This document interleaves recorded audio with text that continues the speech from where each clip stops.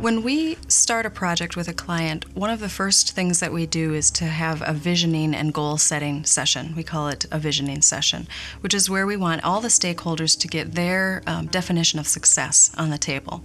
And what we bring to that is a framework of 5 factors: environmental, cultural, social, technical, and economic factors.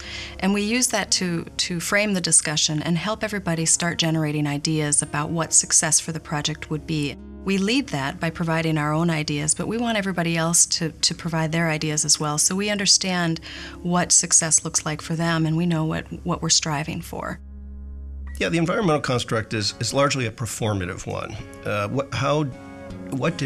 What impacts did the materials have that were harvested and brought to the site and assembled to make a new environment?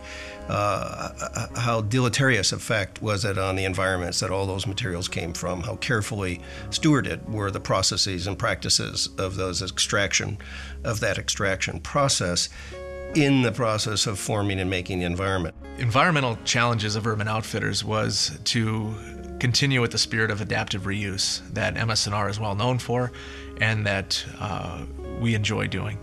In other words, there is nothing more sustainable than reusing an existing building, period.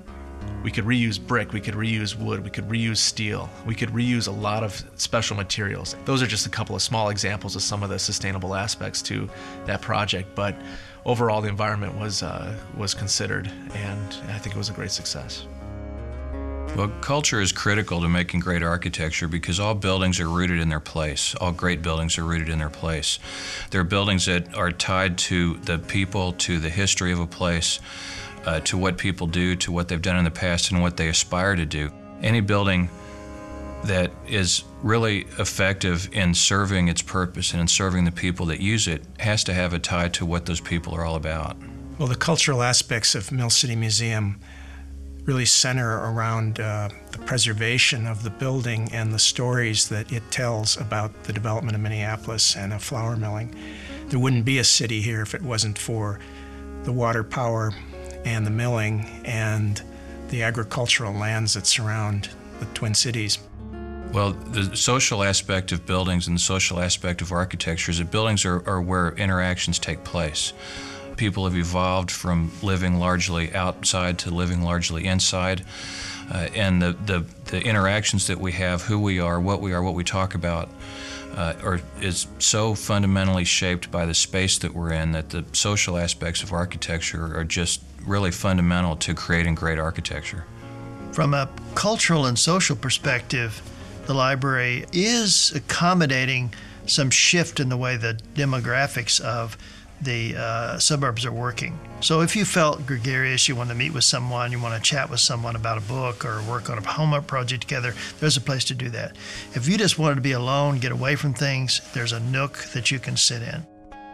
The realm of technical considerations, are easily understood in some terms and more complicated in others. The easy ones are the assembly process. Technically, buildings are made up of several elements and components and attached and adhered and stacked and assembled in a system of technical connections and couplings. And each of the elements can be thought of as having technical attributes. And to maximize technical integrity of a building is an obvious thing that architects since time immemorial have been concerned with, but as we get higher and higher expectations about performance in a building with a recognition that they have to endure, the technical aspects change a little bit. You know, when we approach technology with a client, it goes beyond those sort of mundane pieces one might say as which level of technology or type of technology is appropriate for a project. We take on a more tectonic approach. We're looking at high tech and low tech. We're looking at the needs for how the building performs as an organism itself, but also the needs of the users. Well, economy is a reality of building.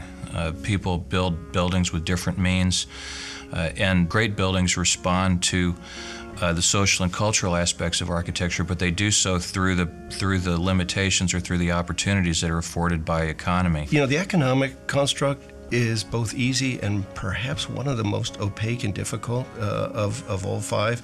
The easy part of it is when you rearrange an environment, remake it or construct it and construe it, it's going to cost you something.